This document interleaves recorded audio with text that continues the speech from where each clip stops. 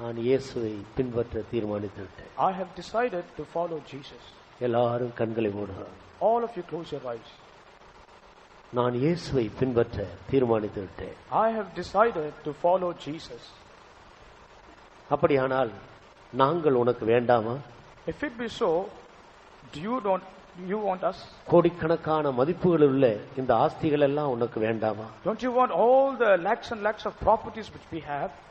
நீ எடுத்த தீர்மானம் உண்மையா இருந்தால் நீ வீட்டை விட்டு போய்விடு. If your determination is true and confirmed, you leave this house. இனி உனக்கு இங்கே இடமே இல்லை. Henceforth there is no room for you here. இவ்விதமாக சொல்லிவிட்டார். Likewise his father told him. அவர் எடுத்த முடிவில் அவர் இயேசுவை பின்பற்ற தீர்மானித்தார். So the final decision he made was to follow Jesus.